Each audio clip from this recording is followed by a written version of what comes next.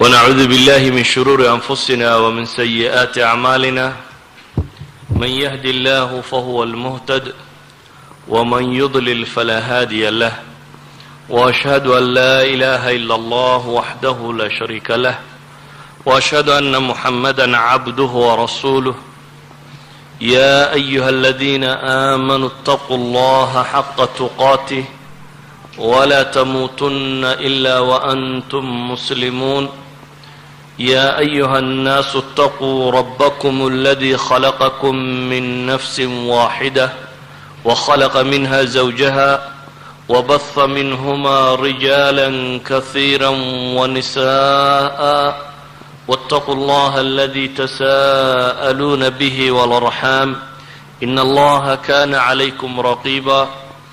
يا أيها الذين آمنوا اتقوا الله وقولوا قولا سديدا يصلح لكم أعمالكم ويغفر لكم ذنوبكم ومن يطع الله ورسوله فقد فاز فوزا عظيما أما بعد فإن أصدق الحديث كتاب الله وخير الهدي هدي محمد صلى الله عليه وآله وسلم شر الأمور محدثاتها وكل محدثة بدعة وكل بدعة ضلالة أخوتي في العقيدة إلهي سبحانه وتعالى sida sanhayna waafajiyo waxaan isku dayi doonaa inaanu xoogaa in sha allahu tacaala kooban ka nidhaahno ee qabasaat min qisati yuusuf ama iftiinno ama tusaalayaal ka mida qisada nebi yuusuf sawaad ogsoonteen qur-aanka waxaa ka mid ah suuratu yuusuf la yidhaahdo waxaan filayaaba nebi yuusuf meel kaloo qura mu'min aali fircawn markuu ka warramayo quroo kalaaba qur-aanka meel kale lagaga sheegay waa qiso ka gedisan qisaska qur'aanku sida kale ay u qoran yihiin waa qiso bilowgeedii ilaa dhammaadkeedii suurad qura ku wada jirta meel qura ilaahay subxaana wa tacaala kusoo wada arooriyey waa qiso ku bilaabanta riyo kuna dhammaata riyada fasirkeedii waa qiso wax badan laga faa'idi karo weliba wadcigan aynu nool lahay iyo casrigan dambe la joogo waa qiso runtii fawaa'id aad u tiro badan laga fahmi karo walidalik ayaa bacd ala'imma imaam ibn اlqayim fi kitaabihi daa waxuu ku tilmaamayaa suuratu yuusuf alfa faa'ida baa ku jira buu leeyahy haddii ilaahay fursadii siiyana buu yidhi kun faa'iide ayaan ka qori doonaa laakiin maynan arag waxuu ka qoray akthar maa qiil waxaan aragnay طulaab alcilmi almucaasiriin in ka mid ah oo 100 faa'iide ka tirinaya moxamed saalix almunajid oo 100 faa'iide ka tirinaya qisada tani waxaa la yidhahdaa suuraddani waxay nebiga ku soo degtay salawaatu ullahi wasalaamu calayhi wakhti oo aada u dhibanaa wakhtiga loo yaqaano caamil xusni aw bacdah ayay soo degta bay yidhaahdaan wakhtigii uu nebigu waayey salawaatu ullahi wasalaamu calayh sanadkiisii daakhiliga ahaa iyo kii khaarijiga ahaa ee basharka ka mid ahaa yacnii waxaa geeriyooday adeerkii abi taalib oo tolliimo ugu hiilinayay oo aan agtiisa loo soo maraynin waxaa isla sanadkaa geeriyooday haweenaydii wax walba la qaybsatay nebiga salawaatu ullaahi wasalaamu calayh ee uu nebigu intuu noolaaba xasuusteeda u hayay ilaa iyo ay caayishi iyadoo geeriyootoo maqan ay caayishi ka qiiroonaysay ama ka hinaasaysay siduu nebigu u hadal hayo salawaatu ullahi wasalaamu calayh khadiija bintu khuwaylad ridwaan ullahi calayha oo ka mid ah kuwuu nebigu yidhi dumarka dhowr baa dhammaystirmay ay ka mid ahayd khadiiji wakhti aada ugu adag oo nebigu salawaatu ullaahi wasalaamu calayhi cid waliba soo diiday oo uu daa'if tegay oo ka soo noqday oo dhib oo dhan la kulmay ayay soo degtay baa la ydhahaa qisada tani iyadoo ilaahay subxaanahu wa tacaala uu nebiga u tilmaamayo in ambiye isaga ka horaysay oo rusushii ilaahay soo diray ka mid ahayd imtixaanaadka lala wadaago waa suurad runtii suwar badan oo imtixaana ka sheekaynaysa waxay ka sheekaynaysaa nebi la imtixaamay oo kalgacalkii aabihii lagu itixaamay waxay ka warramaysaa imtixaan kale isagoo ku dhacay oo walaaladii kayd u degeen oo god ku rideen waxay ka warramaysaa iyadoo haweenay isku dayday inay kufsato waxay ka warramaysaa iyadoo la xidhay oo xabsi galay oo jeel uu ku jiro waxay ka warramaysaa imtixaan tiro badan leh iyadoo madaxnimo lagu itixaamay oo ummadda madax u noqday waxay ka warramaysaa runtii fitan tiro badan oo marka ilaahay subxaana wa tacaala shiddo keenaba haddana faraj ilaahay uu furayo subxaana wa tacaala inna maca alcusri yusraa ay ku gabagaboobayso isagoo fitankaasi oo dhan ilaahay subxaana wa tacaala uu ka badbaadiyey idan qisada tani waa qiso runtii meelo badan oo laysdul taaga leh waa suurad xataa tarkiibkeed qaabku u yaalla ay ka gedisantahy waa suuradda qudha ee 4 riyo kusoo wada aroortay iyadoo aan rajaynaya qur-aankaba in 7 riyo ku jirto yacni nebi ibraahim riyadiisa iyo suurat alfatxi ta nebi moxamed salawaatu ullahi wasalaamu calayh iyo qisatu beder suuratu ali cimraanta ku saabsiisan iyo 4 riyo oo ku wada jira fii suurati yuusuf isagoo riyooday 2 jeelka kula jiro riyooday boqorkoo riyooday 4 riyo oo ku wada soo arooray qisadatan qisadatani runtii waxyaabo tiro badan bay leedahay ilaahina subxaana wa tacaala wuxuu ku tilmaamaya laqad kana fii qasasihim cibra liuli lalbaab ma kana xadiidan yuftara ilaahay subxaana wa tacaala qisadatan waxyaabaha tirada badan le uu kaga warramayo waxaan jeclahay caawa inaynu deris ka mida qaadanno haddii ilaahay nolosha fusxa ka bixiyo oo ay suurto gasho jawaanib kale mar kalaynu ka eegi doonaa waxaan ka eegaynaa haddii alla yidhaahdo subxaana wa tacaala nebi yuusuf gurigii uu ku soo koray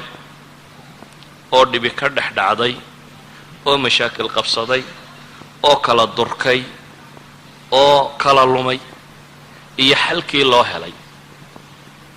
ilaahay qur-aanka wuxuu ku tilmaamaya laqad kana fii yuusufa wa ikhwatihi aayaatun lisaa'iliin nebi yuusuf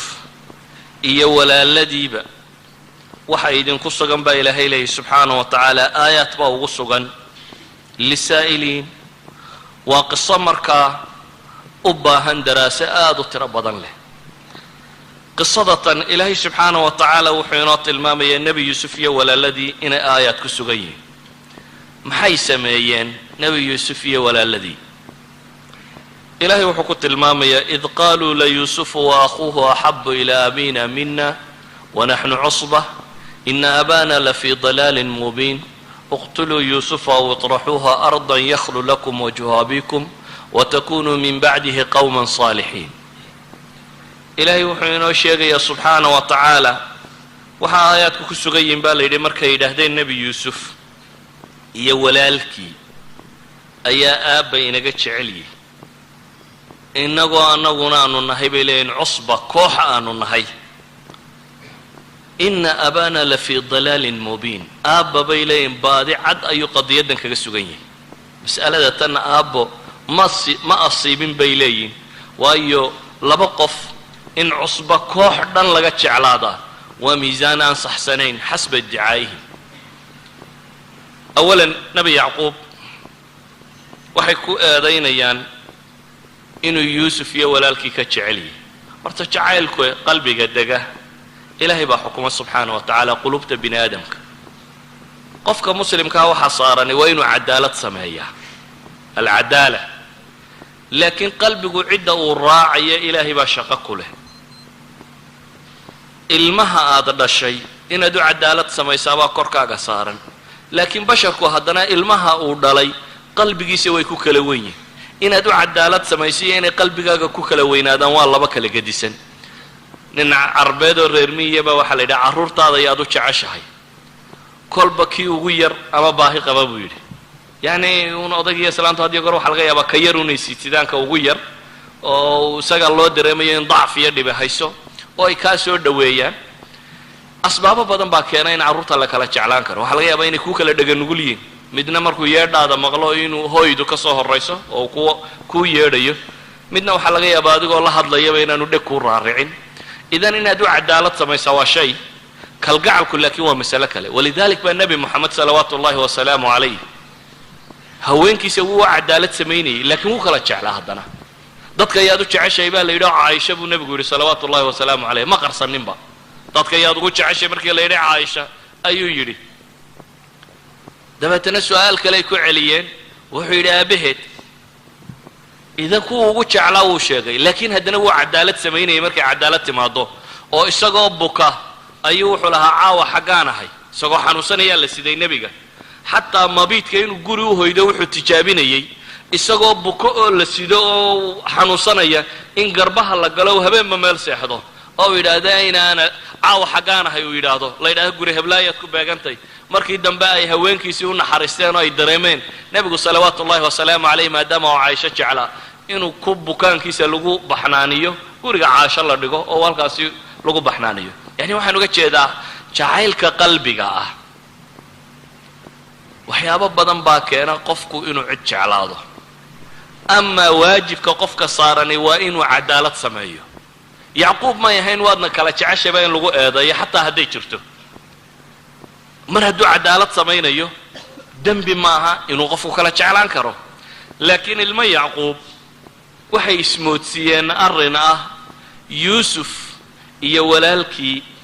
in loo kalgacal badan yahay oo yacquub u kalgacal badan yahay arrintaana waxay ku tilmaameen yacquub inuu baadinimo kaga sugan yahay waase iyagu sheegteen waxa uu qur-aanku markan inoo tilmaamaya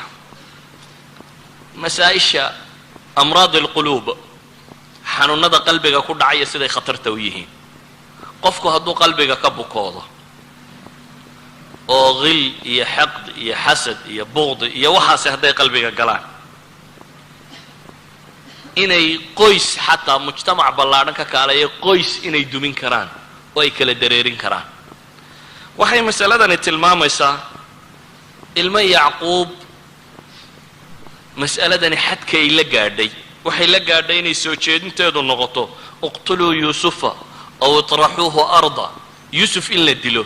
yuusuf jariimadu galay waa maxay ma dembuu galay xataa haddii yacquub buu ahaa ka wax jeclaaday yuusuf isaga waxbaba ma samaynin laakiin markay dadku xaasidnimada iyo xaqdiga iyo qalbigu markuu xumaado waxaa ku dhaca qofka indhala-aan mawaasiinta ka lunta sida wax loo qiimeeyo xataa ma garta u walidaalika ilmo nebi yacquub waxay qaateen fikradda ah in la dilaba yuusufkaa yar ee walaalkooda ee aan waxba geysanin in la dilo go-aanka ah bay qaateen waxay culammadu yidhaahdaan qofku hadday cadhadu ku biirta bay yidhaahdaan xiqdi bay isu rogtaa xiqdigu hadduu sii biiro bay yidhaahdeen xasdi buu isu rogaa idan waxay yidhahdaan culammadu waa maraatib isdaba taalla alcadaawa waalbaqdaa min alghadab bay ka soo bilaabantaa bay yidhahdaan dabeetana xiqdi bay tagtaa kadibna xaasidnimay tagtaa xaasidnimaduna waa qofka inaad balaayo un la jeclaato adigo aan adigu waxba ka helaynin qolada tani ilmo nebi yacquub waxay qaateen go-aanka ah walaalkood inay dilaan ama se fogeeyaan waxay kaloo qaateen aw iطraxuuha ardan yakhlu lakum wajhu abikum watakunuu min bacdihi qawman saalixiin bal aayadda u fiirso waxay leeyihiin aan ka takhallusno kan yar oo dillo ama fogayno oo lumino dabeetana shayطaanku waa cajiib insaanka markuu jariimada gelayo wuu u fudaydiyaa jariimadan laba sababood buu ku fudaydiyey kow marka hore wuxuu ku fudaydiyey natiijada ka ratibmaysa inay wanaagun tahay oo ah marka kan yar iyo walaalkiiba laga takhalluso waxa soo baxaya bay yidhahdeen yuusuf haddaynu ka takhallusno waxa ka soo baxaya waxa weeyaan bay leeyihiin alamri alwaaqic inuu yacquub u hogaansanaado oo hadda inuu innagayna jeclaado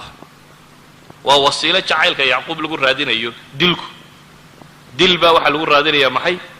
jacaylka nebi yacquub alamri alwaaqic bay leeyihin odagu waa isaga hoggaansami doonaa markaynu ka takhallusno yuusuf cid kale ma taale de inagunba alabnaa'i alwaxiidiin lilab aabbaha yacni carruurta qudhow haystaa waa innaga marka dee aabba carruurtiisa kama maarme wayna jeclaan doonaa marka waxay leeyihin yakhlu lakum wajhu abikum aabba wejigiisa keli inoo noqonayo aynu ku keliyaysanaynaa shayطaanku markuu wax sawirayo ilmo nebi yacquub badiihiyaad waxyaabo fudud fudud oo aad u tiro badan buu ilowsiiyey wuxuu ilowsiiyey ma is odhanin war arma jariimadiinuba muuqataa haddii afashishaan oo jariimadaba la ogaado yacquub miyuu jeclaan lahayaa markaa keeninkiisii dilaan ismay weydiinin aabbahood maxaa ku dhici doona jacayl badaayaar muu indhabeelaa oo mushkilad kale qabsataa ismay weydiinin mu'aamarada ama jariimada sida loo fulinayaa armay fuliba weyda oo sidaad ugu tala gashay u socon weyda ismay weydiinin yacni wixii khayaaraad jiray oo dhan ixtimaalaad jiray oo dhan shaytaan wuxuu ka tusiyey mid quroo ah ismay weydiinin armuu ninkani dhimanba waayo idinku soo noqda isagoo madaxa iyo waxaa la kulantaan waxaasoo dhan tirada kumay darin waxay ku xisaabtameenuun hadday jac iyo jac kaga siiyaan in kan yarina tegayo odayguna uu jeclaan doono arrinkuna uu hagaagi doono weliba waxay intaa ku dareen dee toobaduna ma foga bay yidhahdeen isaga markaynu ka takhallusno markaan baynu xajka tegaynaa soo weysaysanaynaa waa masala fudud watakunuu min bacdihi qawman saalixiin baa la leeyahay waxaa la sii bilaangaraynayaa marka isaga laga takhalluso kadib in la toobad keeni doono waa toobaduna dee tajubu maa qablahaayo inay fiicnaan doonaan saasaa balaan lagu dhigta mas'aladani waxa ay ku tusinaysaa marka insaanku marka uu dariiqa qaldan maro jaraa'imta sida uu u sawiraa ee uula fududahay waxa ay rabaan inay dilaan waa walaalkood xanuun qalbi unbaa ku dhacayoo colaad ah kay colaadda ku fulinayana ka takhallusayaan waa walaalkood waxay colaaddaa ku raadinayaanna waa aabbahood inay keli ku noqdaanoo uu jeclaado ayay ku raadcaynayaan dembiga xagga alle ka dhici doonana walaalkood isma weydiinayaan isaga iyo arrinkiisa laakiin dembiga xagga alle ka dhici doonana inay ka toobad keeni doonaan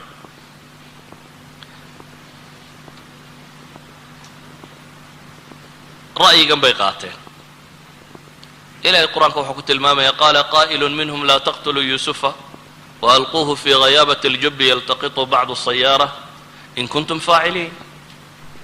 ilaahay faraj buu u furay nebi yuusuf oo mid yagii ka midun baa yidhi weer ha diline meelaha god aan iskaga tuuro dadkaa socotada iyo waxaasi ha qaataanoo hayna dhaafaane bacda muxaawalaat sida qur-aanku tilmaamayo suuradda ma tafsiirayno laakiin meelahaynuu dan leenaynu tilmaami doonaa bacda muxaawalaat aabbahood inay isku dayaan inay ku qanciyaan oo u warramaan oo yaa abaana maa laka laa ta'manna calaa yuusufa wainaa lahu lanaasixuun arsilhu macana gadan yartac wayalcab wainaa lahu laxaafiduun qaala inii layaxzunanii an tadhabuu bih waakhaafu an yakulahu di'bu waantum canhu gaafiluun ilaahay subxaana wa tacaala wuxuu ka warramay waxay dood soo samaysteen iyo siday rabeen inay yuusuf u qaataan iyo aabbahood siduu u shakisnaaye uga warwarsanaaye kolba meel isu taagaya iyana isku dayeen godku istaagaba inay ka saaraan oo ra'yigooda ay ku fuliyeen qadiyaddii waa fuliyeen walaalkood god bay ku rideen nebi yuusuf wuxuu la kulmay mashkilad ah colaaday inay qabsato oo cid kaa foge hadday ku colaadiso waad qaadan kartaa laakiin kii kula dhashay inuu noqdo ka ku dilaya waxaad sawirtaa yuusuf oo ilmo yara oo walaaladii daclada hayaan oo meesha loo wada ay tahay in la tuuro oo dabeetana inta god lala tegay la sii wado oo aan weliba godka si caadiya loogu radayna khayaabat aljubbi saa ilaahay tilmaamayo meel madow oo wax qariso oo god ka sii mida la rabo in la sii geeyo oo arkaya walaaladiiyo intay isu kaashadeen midba dacal hayo god lagu sii ridayo haadihi suura maxay maskaxdiisa ku reebaysaa ilmaha yar ee haddana dareemaya iyagoo intay halkaa dhigeen aanu naxariisan ee kaga dhaqaaqay oo meesha kaga tegay qisada tani waxay tilmaamaysaa marka bukaanada qalbiga ah ee xaasidnimada iyo xaqdiga iyo qilliga iyo waxa la nooca ah hadday bulsho degaan oo mujtamacaadka dhexdooda ay degaan mujtamacaasi inuu noqdo mujtamac cafina mujtamac uraya oo burburaya mujtamac kala lumaya inuu noqonayo natiijadii falkan ay sameeyeen ilmo yacquub waxay noqotay in aabbahood inay keli ku noqdaan oo uu jeclaado daaye ilaahay subxaana wa tacaala uu tilmaamayo wabyadat caynaahu min alxusni fahuwa kadiim in indhuhu caddaadeen murugo iyo tiiraanyo daraaddeed inuu taagnaa inamaa ashkuu bathii wa xuznii ila allah. odaygii taasaa ku dhacday. waxay sababtay walaalkood oo yuusuf inuu god galo oo dabeetana godkii laga qaado oo kooxi kaxaysato oo dabeetana alkariim ibnulkariim ibnulkariim ibnulkariim isagoo ah nin 3 nebi ku abtirsado isagoo ah in dabeetana la addoonsaday alxor ibnulkariim isagoo ah in la addoonsaday in suuqa silaca wax lagu iibiye la geeyey washarawhu bithamanin baksin daraahima macduudatin wa kaanuu fiihi min azaahidiin. ilaahay tilmaamayo suuqa wax lagu kala gato ee iga gadyo kaa gadi maayo intaa iga dhaniyo iga sii, isagoo ina nebiyo nebi dhalo nebi dhalo nebi dhalay inuu suuqaa tegay. waxaa qur-aanku tilmaamayaa inuu addoonsigaasi ku dhacay. waxa uu tilmaamayaa inay haweenaydii hungurayso isku dayday inay kufsato. waxa uu tilmaamayaa in xabsi lagu riday. waxaasoo dhibaayo uu yuusuf maray. aabahooday jacaylka ka rabeenna waa indhabeelay. murugo iyo tiiraan iyo ciil buu la indhabeelay. waxaa ilaahay tilmaamaya inuu leeyahy inamaa ashkuu bathii wa xusnii ila allah, inuu leeyahay fasabrun jamiil wallahu lmustacaanu calaa maa tasifuun. halkaa odaygii inuu taagan yahay waxa ay tilmaami kartaa sida caa'iladani yara noqotay markii uu yuusuf wiilkoodii ka labaad rabay inuu ka qaato, siday dareemayeen aabbahood. markii hore waxay lahaayeen yakhlu lakum wajhu abikum, laakiin kii labaad markii la qaadayay maxay lahaayeen ina lahu aban shaykhan kabiiran fakhud axadana makaana. waayo waxay dareemeen aabbahoodkii hore wixii ka qabsaday iyo wixii dhib ka gaadhay bay lahaayeen oday weyn oo dhibi gaadhaysa buu leeyahay annaga midka ay nagu bedel bay lahaayeen. waxaa dhacday inankii ugu weynaa say mufasiriintu sheegaan inuu yahay kan leh falan abraxa alarda xataa ya'dana lii abi aw yaxkuma allahu lii wahuwa khayru lxaakimiin. kii weynaana inuu dhan u lumo. waxaa dhacday qaybi caa'iladii guriga qura ku wada noolayd yuusuf good buu ku dhacay. odaygii waa indhabeelay nebiyullaahi yacquub ahaa. wiilkii labaad waa kii farsamada lagu qaaday ee isna baxay. kii weynaa isna waxaa ku dhacay inuu yidhaahdo mar haddee waxaasoo dembiya laga galay aabbo dib ugu noqon maaye dhulkaa ilaahay baan iska kacaya waa iska soconaya. isna dhan kalu u ambaday. intii soo hadhiyo odaygii miyay isku fiican yihiin? maya waa kuwiiyana ku lahaa tallaahi tafta'u tadkuru yuusufa xataa takuuna xaradan aw takuuna min alhaalikiin. kuwii soo hadhayna waa kuwii nebi yacquub ka dul lahaa ka zuuli maysid inaad yuusufun kolba xasuusato ilaa aad ka halaagsanto ama aad ka baaba'did. reerkan maxaa ku dhacay? maxaa reerkan shataadka ka dhigay? su-aashaan idin weydiinaya markaa waxay tahy haddii mujtamac yar oo aabbiyo hooye iyo ilmo ay dhaleen iyo guri ka kooban oo weliba guri nebi uu yahay oo tarbiya nebi ku soo barbaaray, haddii marka bukaanka qalbigu uu dhaco ay sidan u kala lumayaan, markay xaasidnimada iyo colaadda iyo mushkiladdu timaado ay sidan noqonayaan, guriga weyne ama ummadda muslimka ahi ama bulshada muslimka ahi ama qowmiyadda muslimka ahi haddii xanuunkani dhex gala sida iyaduna u ekaanaysaa. yacni guri baa shataadkiisii noocaa noqday. guri ayaa shataadkiisii iyo burburkiisii noocaa noqday. waxaan u malaynayaa ummadda soomaaliyeed inaan looga warramaynin sida loo ekaado marka la jabo, marka la colaatamo. soomaaliya iyadoo iska joogtuunbaa qola tidhi haddaynu xagg iyo xagga kaga dhufanno oo dabeetana watakunuu min bacdihi qowman saalixiin yakhlu lakum wajhu abikum bay raadinayeen. meesha inay fuulaan unoo iyagu inta kale dareeriyaan. waxoogaaga dhintana dee waynu toobad keeni doonnaa unbaa la lahaa. watakunuu min bacdihi qowman saalixiin taa la taagnaa. wa nafsi alqisa laakiin min khilaali beytin kabiir. waa qiso aan ku boobno waa ka takhallusaynaa inta tan. qoladan meesha yaro bursatay ee jeclaysatay ee dheeraadka ee jacaylkii qaadatayna aan ka dhicinno. kadibna maxaa soo baxaya? waxaa soo baxaya bay leeyihiin yakhlu lakum wajhu abikum watakunuu min bacdihi qowman saalixiin. siday u eg tahay maanta haddii markii hore dadku ay fahmi lahaayeen, waxaan u malaynayaa inaan malaha taladaa in badan dib loogu noqon lahaa. iminka maanta cid badani waxay leeyiin talow yaa haraggeed inagaga celiyaday soomaalidu ka sheegayeen. ninkii neefka qale cidiba wax ka iibsan weyday ilaahu yaa maruun haraggeedii ku celiya buu yidhi. yacni siday u taallo haddii maanta talada dib loogu celin lahaa oo waqti dambe ay taladu joogi lahayd waxaa laga yaabi lahaa inaan dad badani dhiiradeen waxay ku dhiiradeen markaa waayo shaytaan wuxuu tusiyo keliya mas'ale ah in kooxda meesha markaa joogto inta laga maroorsado koox kale inay fuuli doonto wax badan oo sii dhaci doona inaanay jiri karin wajhul ab in la heli doono dabeetana watakunuu min bacdihi qawman saalixiintuna inay ka dambayn doonto waxaan leenahay shataadkaasi inay dunida ku firidho oo inamaa ashku qaar le ay nool yihiin oo ooyaya inamaa ashku bathi wa xusnii ila allah qaar weli le tallahi tafta'u tadkuru yuusufa xataa takuna xaradan aw takuna min alhaalikiina ay nool yihiin qaar leh lanabrax alard xataa ya'dana li abina ay nool yihiin yani mujtamacii soomaali lo odhan jiray noocaas u eegi waxaan baday oo lumay wax weli qoomamaysan oo ooyaya wax weli inta kale hadhay kusii diganayoo le tallahi tafta'u tadkuru yuusufa ma lcilla idan cilladu waxa weeyaan amraad alquluub mujtamaca haddaan marka hore la ilaalin xagxagashada laga ilaalin waxa isku haya laga ilaalin qalbiga waxaa qofka muslimkaa waxyeelaya laga ilaalin akhiiran natiijadiisu nooca kan bay noqonaysaa su-aashan qisada markaa uga jeedaa marka kan waxay tahay hal min xal waxayn leenahay aan eegno yuusuf muxuu ku xallilay yuusuf gurigii dib inuu ururiyey suuraddaa sheegaysa inay dhammaantood isugu wada yimaadeen suuraddaa sheegaysa mal xal baa isweydiin leh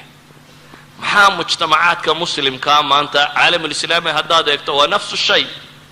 yani soomaaliya qura haddaynu iska dhaafno caalamulislaam oo dhan eegno waa nafsi shay waxaa burburiyo ku dhacay waa amraad alquluubkaasi dadka badh ku dhacay ee intii kalena kala firdhiyay ee nooca kan u galay maxaa xal ah qisada yuusuf suuradda tani waxay culammadu yidhahdeen waa suurat alcifa bay yidhahdaan nebi yuusuf wuxuu ahaa cafiifu llisaan cafiifu lqalb cafiifu ljawaarix waxaan isweydiinaynaa maxaa xal ah waxaa xal ah baynu leenahay alcifa dhowrsooni nebi yuusuf laba hal buu sameeyey walaaladii xaasidnimadaasay ku dhaceen xasdiguna ka la xaasidaya intaanu halaagin kuwa wax xaasidayuu sii halaagaa xasdigu markuu dhaco waa wixii ilmo nebi aadanba dee dhex galay laaqtulannaka markuu lahaa waxba umuu geysan walaalkii laakiin waa xaasiday uun laakiin kii uu dilaya iska dhaafay isagii baa ilaahay ku tilmaamaya faasbaxa min alkhaasiriin iyo faasbaxa min annaadimiin isagaa ahaa kii murugaysnaa markii dambe noqday nebi yuusuf mas'aladatan wuxuu ku cilaajiyey laba shay ama saddex shay haddaynu idhaahno labada shay mid culammadu waxay yidhaahdaan waa jurxigu nabarku inaanu sii ballaadhan oo ah nabarka in damaqa laga ilaaliyo hadday ceeb iyo dhibidh dhacdo dadku isqabto waxa koowaad ee laga ilaaliyaa waxa weeyaan inaan nabarka la sii qodqodin maxaa sii qodqoda nabarka afxumadaa qodqoda afxumada ayaa nabarka qodqoda dadka arkaysa maalan waxay dhahdaan culammadu nebi yuusuf markii intaa la hafray beenta laga sheegay dumar ay wax u heshiiyeen xabsiga la dhigay isagoo aan waxba samaynin ee boqorkii uu riyada usoo dirtay uu riyadii u fasiray waa ka waakii la yidhi ka soo bax jeelka nebi yuusuf wuxuu damcay inaanu bixin ilaa iyo kayskii lagu xidhay laga hadla mooyaane wuxuu yidhi maa baalu niswa allatii qaطacna aydiyahunna nebi yuusuf su-aal buu weydiinaya wuxuu leeya boqorkii u tago fas'alhu maa baalu niswat waxaad boqorka weydiisaa haweenkii gacmahooda googooyey ereygaa maxaa ku jira nebi yuusuf wuxuu xaq u lahaa inuu yidhaahdo haweenkii isku dayay inay kufsadaan wuxuu xaq u lahaa inuu yidhaahdo haweenaydaadii layga taag waayey xaaskaagii layga taag waayey arrinkeedii ka warran wuxuu xaq u lahaa dumarkii hafree beenaalayaasha ahaa ka warran wax haba yaraatee dhacdada lagu tilmaansaduu tilmaamay bay yidhaahdeen haba yaraatee kama warramayna wixii isaga lagu sameeyey ama wixii loo geystay magacoodna ma sheegin bay yidhahdeen waxay culammadu yidhahdaan cammama walam yusami bay yidhahdeen wuu caam yeelay cid gaarana muu magacaabin bay yidhahdeen muxuu ilaalinayaa bay yidhaahdeen inaanu cidna tajriixinin tajriixa tirada badan leh dadkaoo la dhaleeceeyo la caayo oo la maago oo la wadaa nabarka way sii ballaadhisaa qofkoo markuu gafaba aad sii qodqoddo farta gelisay halkii uu ka gafayba aad farta sii gelisaa way sii dilaacisaa uun kala fogaanunbay sii keentaa ma keento nabarku inuu soo koobmo oo soo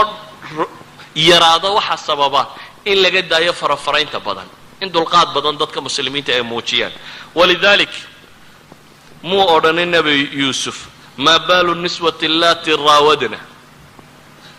haweenkii aniga i doonay ka warran iyagu weedha isku lahaayeen xataa kumuu odhan وqاla نisوة في الmadينة امرأة العaزيiزi turaawidu fataaha xataa muraawadadii iyagu isku lahaayeen isagu ma sheegin isagu waxa qura uu sheegay waxa weeyaan haweenkii gacmaha isgoogooyey xaalkoodii ka warrama xataa bay leeyihin boqorkii su-aasha la weydiinayay gabadhiisii meesha kuma soo darin oo ahaydna ta maxay qisaduba ka bilaabantay haweenkii gacmaha jarjaree kaluu tilmaamo waar adiga islaantaadi iyo kayskeygii ka warran muu odhan waxaaba laga yaaba laha boqorku inuu cerka u bixi lahaa hadduu intaasoo qura weydiin lahaa intaana ma weydiinin waxaad tilmaamaysa nebi yuusuf sida uu carabkiisa u ilaalinayay fii nafsi suura waxa ay tilmaamaysaa nebi yuusuf oo godkii ka baxay oo mushkiladoo dhan soo dhammaystay oo madaxa ayaa waxa u yimi walaaladii kuwii godka ku riday waa markii uu dabeetana suwaaculmelika loo dhex raaciyey alaabtii walaalkood ee laga soo saaray waxay yidhaahdeen in yasriq faqad saraqa akhun lahu min qabl iyagoo hor taagan bay hadlayaan waxay yidhahdeen hadduu waxaday kani mid ka horreeyo ay walaalahaayeenoo tuug ahaa baa jiray bay yidhahdeen maxaad yeeli lahayd adigoo boqor ah nimankii ku dilee godka kugu riday inta lagu hor keeno haddana hadday yidhaahdaan kani hadduu waxaday ku ka horreeyo tuuga baa jira niman aad kiiskii hore ku qaadin oo waxba aanad u sheeganin oo iyagu god kugu rido ku dilo waxaasoo dhan kugu sameeyey oo haddana weli aan kaa hadhina ku masabidaya nebi yuusuf ilaahay wuxuu ka tilmaamay wuxuu yidhi faasarahaa yuusufu fii nafsihi walam yubdiha lahu qaala antum sharu makaana wallahu aclamu bima tasifuun naftiisa wuxuu ku qariyey baa ilaahay yidhi subxaana wa tacaala nebi yuusuf oo aanu cidna u muujinin hoos qalbigiisa wuxuunbuu ka yidhi antum sharu makaana idinkaa ka liito ka meel hooseeya ka shar badan wallahu aclamu bima tasifuun ilaahay baana og waxaa sifaynaysaa hal minkum intaa yeeli kari lahaa ma jira hadday walaaladaa ku dilaan oo ay isku dayeen inay assassination kugu sameeyaan oo ay god kugu rideen oo dabeetana ilaahay madax kaa dhigay oo ad adigoo madaxa qabato iyagii ay kuu yimaadaan oo haddana weli ay ku eedaynayaan iyagoon waxba kugu lahayn haddana ay eeddaa u taagan yihiin oo ay leeyihiin in yasriq faqad saraqa akhun lahu min qabl nebi yuusuf wuxuu ku gaabsaday baa ilaahay leeyay subxaana wa tacala inuu qalbigiisa inta ka yidhaahdo bale waxa kugu filan nebi yuusuf waxay mufasiriintu yidhaahdaan marna iskuma dayin walaaladii inuu masaa'ilkan ku qaadqaado sida daraaddeed markuu ilaahay u baryayay ee ilaahay subxaana wa tacaala wuxuu gallad siiyey ilaahay uu ka warramayay wuxuu yidhi waqad axsana bii id akhrajanii min asijn wajaءa bikum min albadw min bacdi an nazaqa ashayطaanu baynii wa bayna ikhwatii waxay yidhahdaan saddex masalo qariiba aayadda ku wada jira nebi yuusuf wuxuu leeyahy ilaahay wuxuu ii samafalay markuu jeelka iga soo saaray buu yidhi waxay culammadu yidhahdaan jeelka iyo godka iyoma xumaa jeelku waa meel dad ku nool iyo dad baa la joogay wadakhala macahu sijna fatayaan qur-aanku wiilalbaabu tilmaamay la galay jeelka markuu galay nin dhallinyaro xooggan buu ahaa oo soo koray oo da' soo gaadhay jeelku waa meel dadka cunno lagu siiyo waa kanoo basharna la kulmo amaa godku kow khayaabat iljubbi baa lagu riday meel madoobo goda baa lagu riday oo fog bay yidhaahdeen aan magaalada iyo meelaha kan ka oolin meel aan raashin iyo cunno iyo waxba toona oolin buu ahaa meel aan aniis iyo cid la gargaarsada iyo cidna joogin bay ahayd ilaahay markaad manooyinku kuu galay sheegayso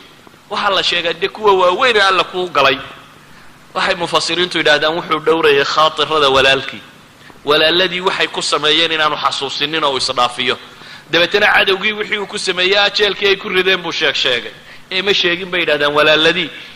halkay ku rideen waxa uu sheegay markaa nimankii colka ahaayeen kale meeshay ku rideen iyaga markuu tilmaamay wuxuu yidhi wajaa'a bikum min albadu iyagu xaggay ka yimaadeen markii dambe ee reerka la ururinayay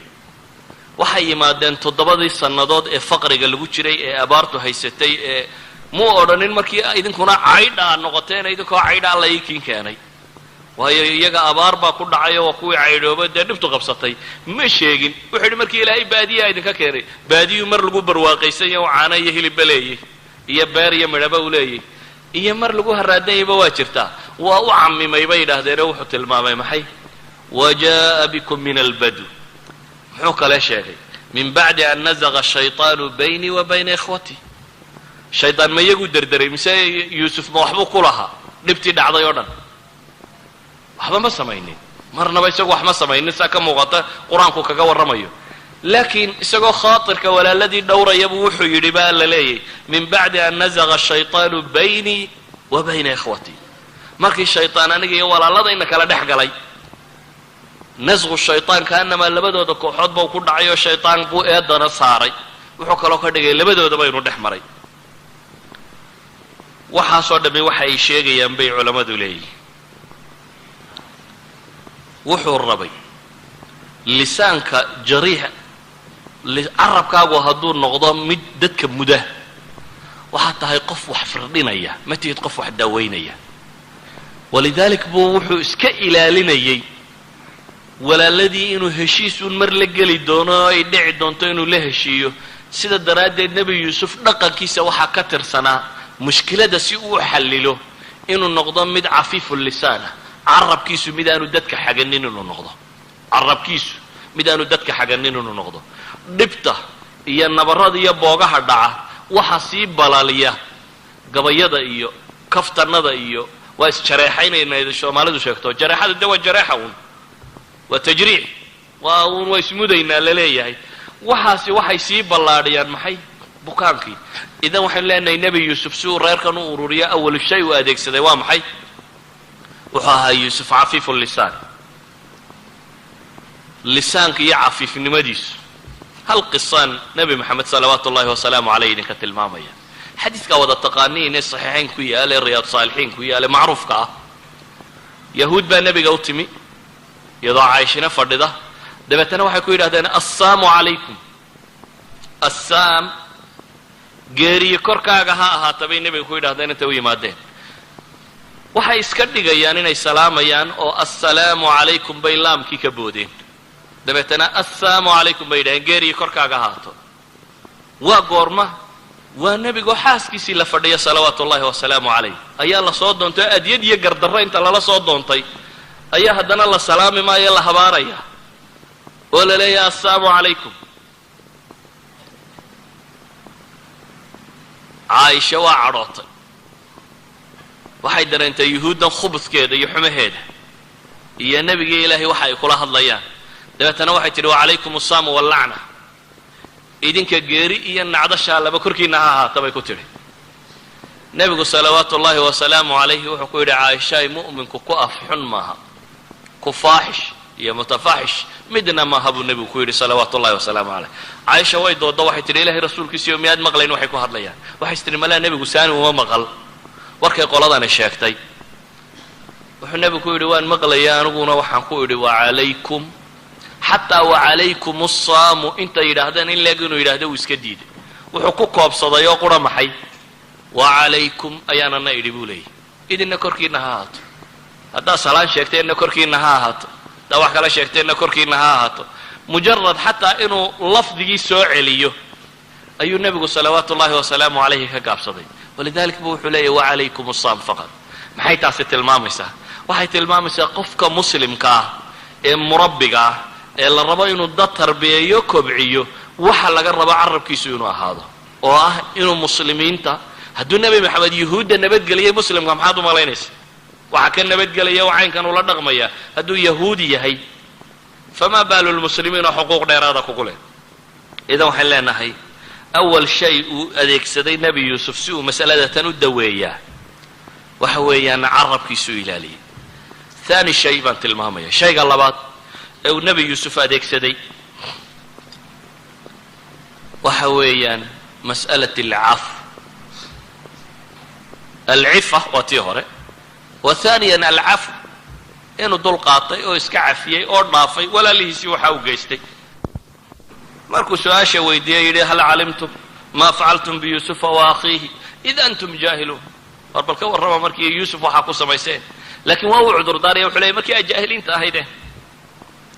qaaluu ainaka la anta yuusuf oo ma adigaaba yuusuf ay yidhaaheen waa markii la isbaranayo koowaad ainaka ma adigaa yuusuf ah qaala ana yuusufu wahada akhi qad mana allahu calayna inahu man yataqi wayasbir faina allaha la yudiicu ajra almuxsiniin qaluu tallahi laqad aaharaka allahu calayna wain kuna lakhaati'iin قال لا تثريب عليكم اليوم يغفر الله لكم وهو أرحم الراحمين markay yidhahdeen maadaa yuusufa wuxuu yidhi anna yuusufaan haykanna waa walaalkay ilaahay baa nagu galladaystay buu yidhi waxaasoo nimcaa innahu man yataqi wayasbir ninka labadaa isku darsada alla ka cabsi iyo sabir qofka isku darsada dunida ma hooga buu leeyahy ilaahayna dadka samaha sameeya ma hoojiyo qaaluu tallahi laqad aaharaka allahu calayna ilaahay baan ku dhaaranay alle waa nooga kaa roonaaday bay leeyihin wain kunaa lakhaati'iin annana waa gafsanayn wuxuu ku yidhi laa tasriiba calaykum canaaniba korkiinna maaha garnaqsi iyo warkaasi ma jiro wuxuu leeyahay canaaniba korkiinna maaha ee yakfiru allahu lakum alle dembigiinna ha dhaafo canaani korkiinna maahee alle dembigiinna ha dhaafo mas'alat alcafwi waalmagfira waasafx waa masaa'ilka maanta yar ay muslimiin badani ilowday maalin haddaan nin wax isku qabateen beraanu kaas qabanaydunbuu hayaa xataa hadduu kayska cafiyey hadalka dayn maayo cafin maaha haddaad weli waddo unoo taagan tahay beri waxaa igu sameeyey ninkaas beriba waxaa ii galay beri haddaadun weli sheegaysa waxba maad cafinin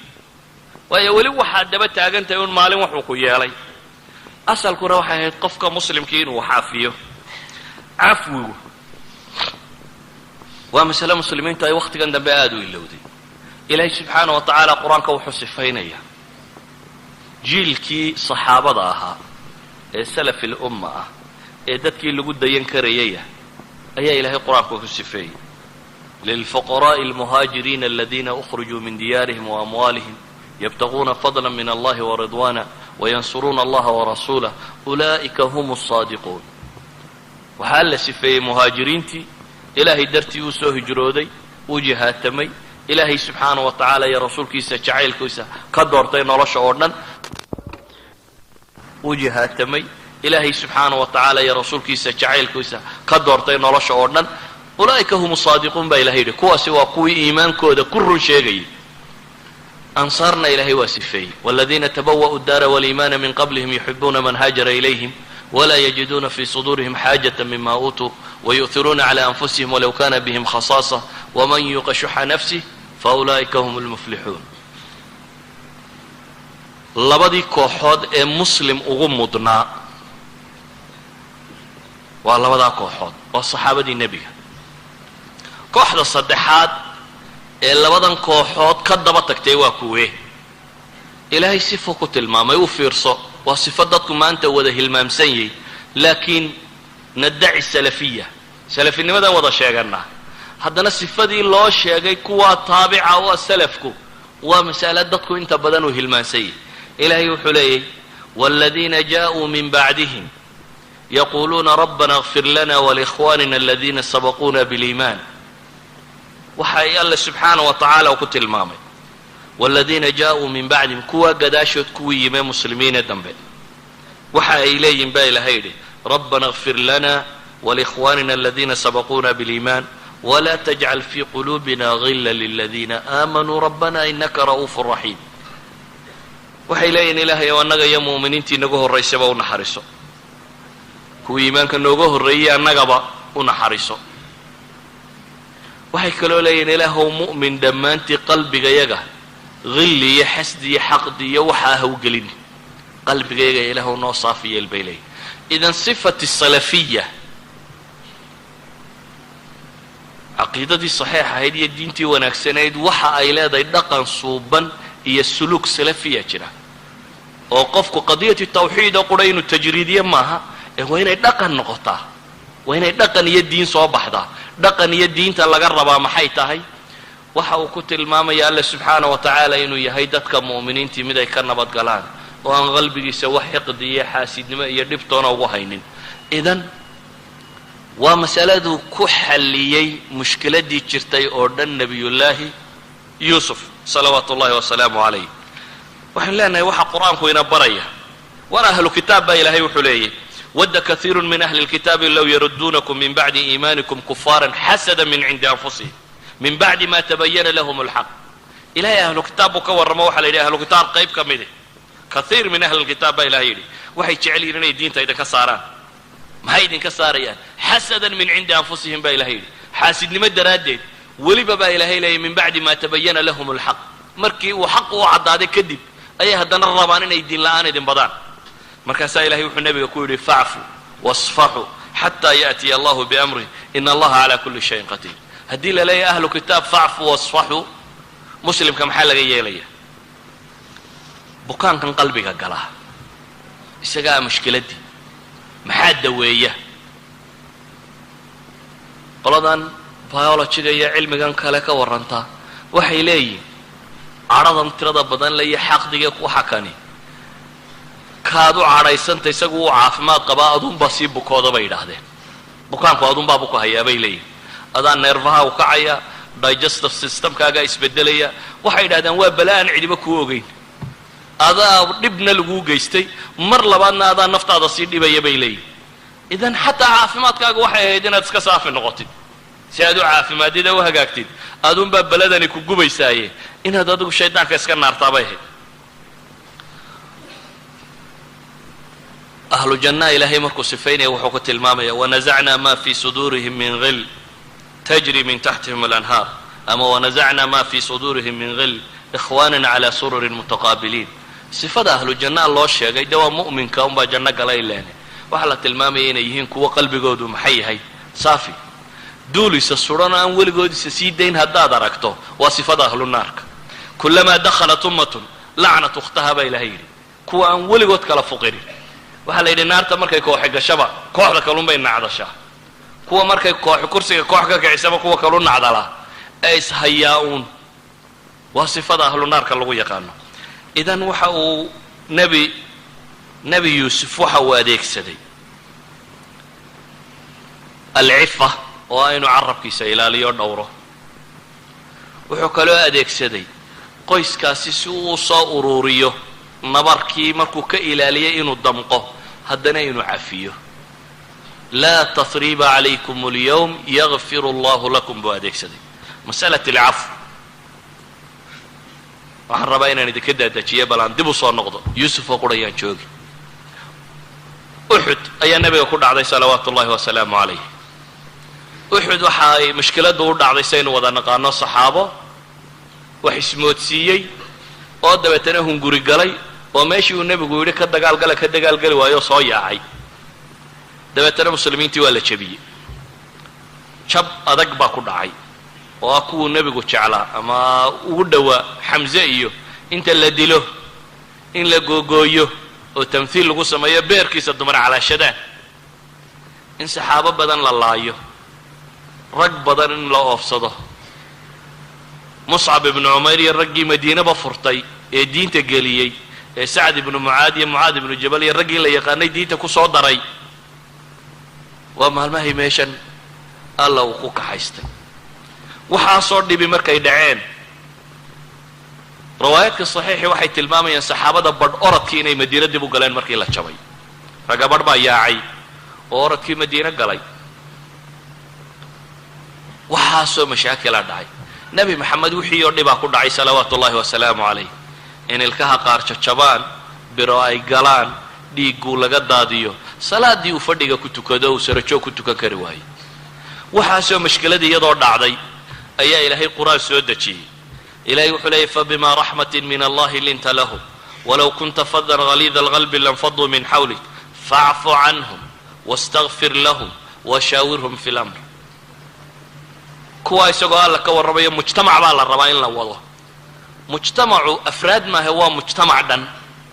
waa basharo, waa khataa'iin, gafaf badan baa ka dhacaya, nooc walba way isugu jiraan. laakiin dadka qaadadee la rabo inay ummad hogaamiyaan, inay ummad culamo u noqdaan, inay ummad madax u noqdaan, inay ummad kaxayn karaan, waa inay noqdaan dad aan tirsiista aqoonin iyo ficiltanka, waa inay noqdaan dad cafiskooda uu ballaadhan yahay. walidalik baa ilaahay wuxuu nabiga ku leeyahay haddii aan naxariis alle qalbigaaga dejin oo aad tahay mid dabeecad adagoo kakan oo qalbi adag, dadkuba waa kaa yaaci lahaa baa ilahay leeyay walow xaqna sheege. dabeetana ilaahay wuxuu nabiga amray maxay? facfu canhum baa layidhi. kuwaa dagaalkii kaaga baxay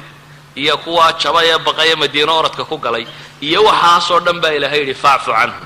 dhaaf, iska cafi, adigu cafi baa layidhi. waxaa kaloo la yidhi weliba wastakfir lahum, ilaahayna dembi dhaaf weydii. intaa waxaa kaloo la raaciyay bulshaatiino dan baa idinka dhaxaysee washaawirhum fi lamri baa ilahay yidhi. weliba la tashana, taladana waxbay ku leeyihin. iyagoo jabka keenay ayaa la yidhi taladana waxbay ku leeyihin. maa macna dalik? waxay sheegaysaa umamka sida loo hogaamiyaa inaanay ahayn nin buug madow sitoo hebel baa beri dambaabay uuna iyo maalin buu waxgalay oo aan weligiiba rikoodhka ka masmaxaynin oo aan qofka haddii ilaahay ka toobad aqla laga toobad aqbalaynin. qaabkaa maaha. waxaa laga yaabaa inaad tidhaahdo waxa shaksiga ee lagaa gal kari waa dan ummadeed iyo waa kane. qiso kale aan tilmaamo, xaadithatu lifk. waa tii beenta la sheegay ee gurigii nebi moxamed salawaatu ullaahi wasalaamu calayhi beenta laga sheegay, iyo saxaabigii qaaliga ahaa ee safwaan ibnu lmucatal la odhan jiray. caaisha iyo safwaan baa waxaa la yidhi way isla hadheenoo xumay sameeyeen. dabeetana warkaasaa la faafiyey. qiyaadadii ummad oo nebi moxameda salawaatu ullaahi wasalaamu calayhi ayaa gurigiisii beenta intaa lagalaga sheegay. beentaasi way faaftay oo waa la isgaadhsiiyey. markii hore munaafiqiin baa soo bilaabay, laakiin muslimiintii badh baa uun samaacuuna lilkadibkoodii iska rumaystay. wa fiikum samaacuuna lahum tukuwii alla tilmaamayay qaar baa noqdo warkoodii dacaayadkii markii laga badiyey run mooday. dabeetana warkii si caamu u faafa. ilaahayna subxaana wa tacaala mujtamacan inuu tarbiyeeyaa buu rabay. qur'aan markiiba lama soo dedejin le caaisha waxba may samayn, ama nebi maxamed ilaahay markiiba qur'aan ma soo dejin saaxadiisa beri yeelaya gurigiisa inaan waxba. bil baan qur'aan ka soo degin masaladaa. bil baa waxaad qiyaastaa magaaladii madiina oo hal biloo cir alla ka dhalatay warkaa un la wado oo cidda la dacaydaynaya ay nebi maxamed iyo gurigiisii tahay. abi bakar ridwaan ullaahi calayh oo ummadda tan nebi moxamed dabadeed ugu fadli badnaa oo ahaa nin aad u xanaaq kulul markuu xanaaqo. abi bakar wuxuu ahaa nin xanaaq kulul hadduu xanaaqo, laakiin wuxuu ahaa nin waqaaf lilxaqa oo aan xaqa dhaafin. abi bakarna mas'aladaasi qabsatay oo inantiisiita wax laga sheegayo. intaa kadib yaa waxaan sheegay, dadka waxaan sheegay waxaa ka mida mistax ibnu athath. mistax waa nin saxaabiya, waa nin badariya, ahlu badara, waa nin muhaajira min almuhaajiriin ka mida, waa raggii ragga ahaa. laakiin nin kastoo ragga mar bay hoos martaa uun. nin kastoo ragga wa khayru lkhataa'ina tawaabin mar bay hoos martaa. ninkaa badariga ah ee muhaajirka ee caynkaasiya waa hoos martay oo wuxuu ka mid noqday fikraddan dadkii faafiyey buu ka mid noqday. khata intaa leeg buu galay oo fikraddan raggii faafiyey ayuu ka mid noqday. mistax waa mid kale abi bakar qaraabuu la wadaagaa oo hooyadii mistax hooyadii iyo abi bakar baa habar wadaago laba walaalii kala dhaleen. marka abi bakar waalid buu u yihi, inantana caaisha iyo markaa mistax laba habar wadaagaa kala dhashay, qaraabay caaisha yihi. waa mar saddexaade mistax iyo hooyadiiba waxay ka mid yihiin dadka uu abi bakar masruufo. abi bakar nin muslim oo hantiilaa buu ahaan jiray. wuxuu kaloo ahaa muslimiinta dadka ugu waxbixin badan. waa kii cumar lahaa maalin baa is idhi la baratanoo waxaan is idhi maanta xoolaad haysataa intaad laba u kala qaybiso nuskeen dabeetana waan imo abibakar waxaa la yidhi maxaad keentay xoolahaagiiyo wixiiba buu yidhi carruurtii maxaad uga timi ilaah iyo rasuulkii buu yidhi maalintaasaan go'aansaday buu yidhi inaan ninkan gaadhayn oo dib ula baratabin aniguna nus baan meesha la socdaa buu leeyay isna wixiisiiba uu keenay marka wuxuu ahaa nin aad u deeq badan abibakar oo muslimiinta wax siiya mistax iyo hooyadiiba markaa isagaa biilin jiray abibakar markaa maxaa wada haysta waxaa wada haysta nin uu isagu quudiyo oo isagii haddana dacayadaynayay reerkii nin uu tol iyo qaraabo yihiinoo waalid uu yahay oo isagii dacayadaynaya nin muslimoo muhaajiroo badariya oo intaasoo dhan diin soo wada galeen oo haddana isaga reerkiisii sheegaya abibakar masaladii wuu qaadan kari waayey markii ilaahay qur-aan soo dejiye la tilmaamay in arrinku saa yahay abibakar way ku adkaatay inuu liqo ninkan arrinkiisa ninka intaasoo dhan midnaba xeerin waayey islaamnimo igu soo dhaafay buu leeyahy ee tol iyo qaraabo soo dhaafay ee un wax siinaye waxsiintii soo dhaafay maxaad yeeli lahayd abubakar wax kale ku samayn maayo buu yidhi wax dambe ku siin maayo buu yidhi ina kala kaxee anigu shilin dambe oo aan leeyahay ku siin maayona saa inugu kala kaxee buu yidhi ilaahay baa qur-aan soo dejiyey leh waliyacfuu waliyasfaxuu alaa tuxibuuna an yakfira allahu lakum baa ilaahay leeyay ilahay wuxuu leeyay waar ha cafiyaan oo ha ka jeestaan oo ha dhaafaan abubakar iyo cidda la mida baa la leeyay dadka cafiya oo sawti taa laygu sameeyey taa laygu sameeyey taa miyaan cafiyi karaya ilaahay baa wuxuu leeyahay alaa tuxibuuna an yakfira allahu lakum tirsa adna imisumaad ilaahay gaf ka gashaa soo ma jeclid inaad bal lagu dhaafo imisumaad dembi gashay markaad tiriso kan waad gasho kan waad gasho kan waad gasho haddana yaa rabbi unbaad leedao gacmahaad kor u taagaysaa ma quusatid maalin walba waad qasaysaa laakiin haddana ilaahayow ii dhaaf baad leeday ilaahay markaa wuxuu leeyay idinba waa jeceshinkaa iga gashaan ilaahay isagaa ku abuuray isagaa ku quudiya kownka isagaa iska leh nimcadaad haysato dhan isagaa iska leh halkaad u shukri naqi lahayd baad macsi ku samaysay wixii uu ku siiyo dhan haddana quusan mayna yaa rabbi baan leenahay oo waa baryaynaa ilahay wuxuu leeyay daan baanoo intaasoo dhan idin siiyey oo waxaasoo nimca idin siiyey ayaa rabtaan inaan kiina dhaafo idan alaa tuxibuuna an yakfira allahu lakum baa ilaahay yidhi cilladu waa tatan waliyacfuu baa la yidhi waxaas aad tirsanayso o dhan abibakarow waliyacfuu waliyasfaxuu alaa tuxibuuna an yakfira allahu lakum miyadan jeclayn baa ilaahay leeyay subxaana wa tacala in alla dembigiina dhaafo dabcan waa jecelyay abibakar markaasba wuxuu yidhi biilkiisiina hala siiyo bes khalaas waa cafiyey biilkii uu siin jiray iyo wixii oo dhanna wuu u ogolaaday yacni waxaa la rabaa haddii mujtamaca midba mid ka aargoosto fain caaqabtum facaaqibuu bimili maa cuqibtum bihi waa jirtaa walaman sabara baa ilaahay yidhi inta dambe dadku iska indhamaraa lama akriyo walaman sabara wagafara inta dambe ka muhiimsan asalku waxa weeyaan qofku xaqiisii wuu leeyay laakiin ummadi ana iga goo kuma wada noolaato hadduu qof walo ummadda ka tirsan uu yidhaha ana intayda ha lay gooyo waxba soo hadhi maaya ummad marka la rabo inay ummad noqoto jirto wayna jiraan dad qalbi weyn leh oo ummaddan hogaaminaya wax cafiyi kara dad wax cafiyi kara oo wax dhaafi kara waynay jiraan dad wixii gaadhay aakhira u xisaabtamaya waynay jiraan inta aad leedahay waa ninkii waxaa berigaa igu sameeyna dee waxba maad cafinin ila adiga wado una sheeganayeen waxay ahayd in la iscafiyo oo dadku ay dadka cafiyaan walidalik marka la rabo ummada inay jirto nebi maxamed maxaa lagu sameeyey salawaatu ullahi wasalaamu calayh waa la dilay waa la maagay waa la dhacay waa la boobay wax walba waa lagu sameeyey reer maka muxuu sameeyey waa u yimi culamaai taarikh say sheegayaan abu cubayda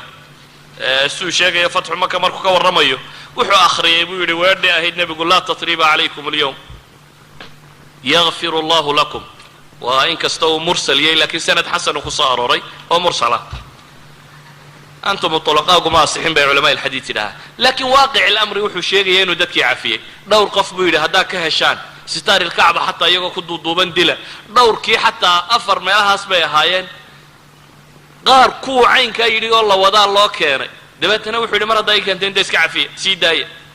kuwa caynkaa nebigu ku lahaa ayaa cuثmaan mid keenay cikrama bn abi jahl baa la keenay waa iska dhaafay kuwa lahaa xataa iyagoo kacbada daaheeda haysta haddaa aragtaan dila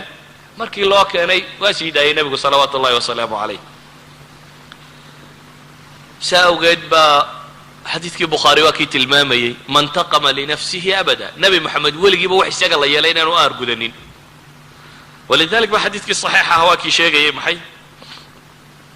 iyadoo najd laga soo noqdo oo ciidamo muslimiin ay soo laabteen ayaa meel la yimi dabeetana goor kuleylaa dhirtuunbaa lagu kala faafay qofba geed buu iska hoos fadhiistay oo iska hoos seexday nebigu salawaatu ullaahi wasalaamu calayhi geed buu hoos jiifsaday isagoo geedkii iska hoos jiifa seeftiisiina wuxuu sudhay laan sare dabeetana nin reer baadiye ah baa yimi markuu yimina wuxuu soo nebigoo jiifa buu seeftiisii la soo degay galku kala baxay nebigu salawaatu ullaahi wasalaamu calayhi indhaa wuxuu kala qaaday uun nin seeftiisii haystoo la dul taagan oo le man yamnacnii minka yaa iga kaarabaya leh dabeetana nebigu wuxuu ku yidhi allah ilaahay baa iga kaa celinaya waa ku celiye wuxuu yidhi man yamnacnii minka war yaa iga kaarabaya wuxuu yidhi allah 3 jeer buu ku celiyey nebigu salawaatu ullaahi wasalaamu calayhi intiiba wuxuu yidhi allah si ay ka noqotayba ninkii waa kurbaday unoo seeftii baa ka dhacday dabeetana nebiguna wuu qaatay dabeetana wuxuu yidhi man yamnacnii minka anna yaa iga kaarabi kun khayru aakhidin buu ku yidhi ku seef qaata ka u fiican noqo waa barye isagoo nebiguna seeftii haysta kiina uu meesha fadhiyay saxaabadii u yimaadeen oo dhawaq iyo waxyaro maqlay markay u yimaadeen buu nebigu u sheegay uu yidhi ninka kani caynkaa iyo caynkaas baa dhacdo saa iyo saas buu igu sameeyey dabeetana markaan idhi aniga ilaahay baa kaa celinaya ilaahay seeftii buu ka riday markaan isla dul taagayna wuxuu yidhi waa iska cafiyey nebigu salawaatu ullahi wasalaamu caleyh waxba ma ciqaabay ninkaa isku dayay inuu assaasinayd gareeyo ee dile ee cidlada ka helay ee seeftiisii qaatay ee rabay inuu madax ka jaro nebigu markuu ka xoog batay uu iska sii daayay oraska tag buu ku yidhi idan masalat alcaf wuxuu nebigu rabay salawaatu ullahi wasalaamu calayh inuu ummad dhiso walidalik baa ilaahay wuxuu inoo tilmaamaya waalkaadimiina alghayda waalcaafiina can innaasi wallahu yuxibu almuxsiniin ilahay mu'miniinta markii la sifeynaya waxaa la yidhi marka hore waa kaadimiina alghayd waxay yidhahdaan culammadu waa 3 shay oo kala dambeeya kuwa cadhadooda qarsan kara kadmu lghayd inaad cadhadaada qarsato macnaheedu waxa weeyaan ma rabtid inaad dee kartid oo aad markaaba argoosatid cadhadaada haddaad xejin karto oo qarin kartid caqli aduu kugu dambeeyey waxay yidhaahdaan culammadu istiqraaq laxd alxaa qofku hadduu instantaneous noqdo bay dhahaan laxdada secondiska uu markaa joogo hadday maskaxdiisu ka jawaabayso wax dambeba ay arki kari weydo go-aan ma gaadhi karo saa daraaddeed nebigu waa kii tilmaamayey maxaa u taqaan ninka xoogga badan xadiiskii saxiixa maxay yidhahdeen markaa ninkaan dhinaciisa dhulka la dhigin bay ku yidhahdeen nebigu wuxuu ku yidhi ka xoogga badani waxa weeyaan maxay ninka naftiisa hanan kara markuu cadhoodo buu nebigu yidhi ninka markuu cadhoodo naftiisa hanan kara kaas baa nin xoog badana balaayaba waxay dhacdaa un dee nin cadhoodo isxejin kari waaye waxa aad dadka maqlayso sheekhuun baa lagu odhan doonaa hee markaad tidhahdo islaantii baan 3 ku furay anoo cadhaysan dee markaad cadhaysantay waxba lama furo yani markaad cadhaysantay go-aanba lama gaadhan nin raga haddaad tay weliga adigoo cadhaysan go-aan ha gaadhin wuxuu doonaba ha noqdo go-aanba ha qaadan no judgment at all haddaad nin raga tahay adoo cadhaysan go-aan ha gaadhin wuxuu doonaya ha ahaado waxaad isku daydaa inaad go-aamadaada qaadato adigoo miyirka qaba adigoo aan waalayn cadhadu waa nooc min aljunuun adigoo miyir qaba inaad go-aamadaada qaadatid xataa haweenay haddaad rabto inaad furto iska tag adoo miyir qaba fur oon cadhaysanayn oo bala qabin go-aankaaga qaado walidalik ilaahay wuxuu leeyahay alkaadimiina alghayd kuwa cadhadooda xejin kara ee qarsan kara waalcaafiina can innaas baa la yidhi kadmi lghayd masale kaloo ka dambaysaa jirta oo istab ka sarreeya oo ah inaad dadkaba iska cafidid oo aad dhaaftid taa masale kasii sarraysaa jirta bay yidhaahdeen oo ilahay wuxuu yidhi wallahu yuxibu almuxsiniin inaad samafarsho inaad ixsaan samayso ixsaan samayntu waa maxay waxay yidhaahdaan ciqaab la geysto qof haddaad rabto inaad banishment ku samayso inaad qof ciqaabto qof dhib kuu geystay oo og inuu godob uu kaa hayo haddaad adigu weliba wax siiso abaal kale u gasho waxay yidhahdeen waa cuquubo bini aadam lagu ciqaabota ugu adag ilahay qur-aanka muxuu ku tilmaamay idfac bilatii hiya axsan faida aladii baynaka wa baynahu cadaawa kaannahu waliyun xamiim kii xumaa kugu sameeyey maxaa la yidhi maxaad ku samaysaa sama u samee baa la yidhi oo natiijadu markaa maxay soo baxaysaa ninkii shalay dhibta kuu geystay ee maanta filayey inaad adna goosatid oo aad goosan kartid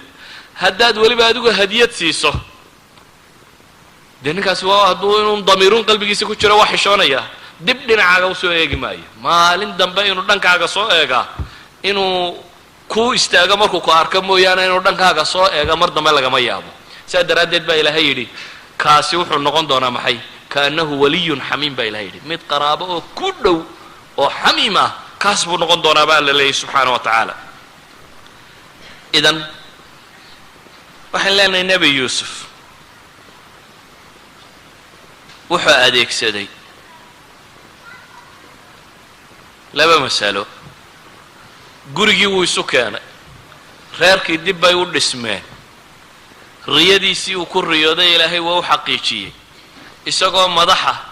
ayaa la keenay hooyiya aabbaba iyo wiilashii ay walaalahaayeen oo dhan dabeetana reer banu israa'iil guulaha loo tilmaamo waa halkay ka soo bilaabeen qoyskan baa reer banu israa'iil ka bilaabmeen waxay bilaabmeen iyagoo mucaziziina oo mukaramiina inay soo degaan masar qoyskan isagoo tabaqadii sare ee faraacinada ee waddanka xukumaysay isagoo ay martigeliyeen oo soo dhoweeyeen oo mucazis oo dad sharfana ayay soo degeen reer banu israa'iil taariikhdooda qur-aanku uu ka warramayo waa nasrigii koowaad ee usoo hoyda laakiin nasriga kani wuxuu keenay gurigan inuu yuusuf ururin karo ilaahayna sida mufasiriinta qaarkood ay ku fasirayaan alasbaat wa abnaa'i yacquub mufasiriinta qaar waxay qabaan 11 kalena in ilaahay markii dambe nebiye ka dhigay reerkiiba inuu nebi isugu wada baxay yacquub iyo yuusuf iyo walaaladii iyo wuxuu dhamiba inay ambiye noqdeen balaayadii hore waxay dhacday bay dhahdeen qabla nubuwa cidda qabta inay abnaa'i yacquub ambiye ahaayeen dhammaantood waxaan leenahay haddii la rabo marka qisatu yuusuf waxaan leenahay cinwaankeeda koowaad waa cifa cifadana almaawardi wuxuu ku tilmaamayaa alcifa can almaxaarim walcifa can alma'aathim baa la yidhahdaa buu yidhi waa laba nooc alcifa can almaxaarim buu leeyay waa farjiga iyo carabka oo aad ilaaliso oo aad maxaarimta ka ilaaliso alcifa can alma'aathimna waxay yidhahdeen waa dulmiga inaad la jahrido iyo khiyaano inaad israarto oo qarsato oo aad iska ilaaliso nabiyullaahi yacquub nabiyullaahi yuusuf qisadiisu waxay caan ku tahay cifanimo waxaan leenahay hadduu nebi yuusuf gurigii ururiyey asaaliibtu maree qur-aanku inoo tilmaamaya waa tan cid kastoo usluubkan martaa waxaan leenahay guri kastoo baaba'a waa la ururin karaa ummad kasta oo lunta waa la ururin karaa walidaalika waxa koowaadee loo baahanya waxa weeyaan in dadka muslimiintii carabkooda ilaaliyaan carabkooda inay ilaaliyaan waxaa loo baahanya qofka muslimkii qalbigiisu inuu nadiif noqdo maxaa ka liita in toddobaad kasta lagugu soo celiyo camalka xadiidkii saxiixu muslim ku yaallay muxuu tilmaamayay waa kii nebigu lahaa waxaa ummadda acmaasheeda waxaa la bandhigaa khamiis kasta iyo maxay isniin kasta ilaahay loo bandhigaa dabeetana qof kastoo aan ilaahay u shariig yeelayn ilaahay dembigiisa wuu soo dhaafaa laakiin labadii ishaystee dhexdooda shaxnaagu uu yaallay waxa uu xadiidka nebigu tilmaamayaa in la yidhaahdo kuwa andiruu haadayni xataa yastalixa andiruu haadayni xataa yastalixa andiruu haadayni xataa yastalixa in ilaahay yidhahdo labadaa iyaga iga celiya arrinkooda inta ay ka soo heshiinayaan war xataa acmaashaadu marfuuc noqon mayso ilaahay baa le labadaasi way kala fuqi waayeene celiya inta ay ka soo heshiinayaan waa acmaashii saalixee kale aad samaysay ayaa la leeyahay andiruu haadayni xataa yastalixa idan waxaan leenahay ummaddatan ururinteedu wuxuu ku ururmaysaa in qofka muslimka uu cafiif noqdo carabkiisu dhowrsanaado oo dadka muslimiinta oo dhan carabkaagu ka dhowrsanaado caama iyo culamaba qof muslimo wax duraya inaanad isku dayin iyada culamo iyo dadkaasi inaad durto daah kuwa waa kuwa imaamu axmed tilmaamayay maxay luxuumi alculamaa masmuuma man shamaha marid waman akalaha maat waa weedh runtii laga hayay imaamu axmed culamada buu yidhi hilibkoodu waa sumaysan yihi ninka ursadaa buu yidhi waa bukoodaa kii dhadhamiyaana waa dhintaa buu leeyahy imaamu axmed idan muslimka o dhan inaad nabadgeliso badbaadiso oo carabkaaga ka badbaado ayaa muhima muslimiinta dhibta dhex taalla inaan carabka lagu sii balballaadhin haddaad rabto in heshiis yimaado sheegsheegaagu inaanu badanin iyo inay dadku mansilati alcafwi u gudbaan oo ah inuu qofka muslimkii dulqaad yeesho iyo raganimadii waxay ku jirtaa inaad wax cafiyi karto adba ilaahay baad ka rabtaa inuu ku cafiyo waxaad booshaaqladoo dhan allaad rabtaa inuu kaa dhaafo inaad adiguna ilaahay subxaanahu wa tacaala si uu kuu cafiyo inaad ummadda muslimiinta cafido waxaan leenahay qisatu yuusuf markan waa qiso macaani badan ay ku jiraan laakiin caawa waxaan ku soo koobayaa qabasa ka mida qabasaadkaasi oo ah haddii ilaahay wakhti kale ina siiyo waa laga yaabaa inaynu jawaanib kale qisada ka eegno laakiin waxaan ku soo koobaynaa caawa guri burburay oo wixii burburiyay amraad alquluub ay ahaayeen oo dabeetana kala lumay oo in lunta in la adoonsado in iska tagta in indhabeesha iyo in xuma wali sii wada u qaybsamay shataat noqday oo dunida ku faafay dabeetana dib loo soo ururiyay waxa soo ururiyayna uu yahay asaaliibtii uu adeegsaday bacda allahi subxaanahu wa tacaala nabiyullaahi yuusuf intaas baan ku soo koobaynaa wallahu aclamu billahi tawfiiq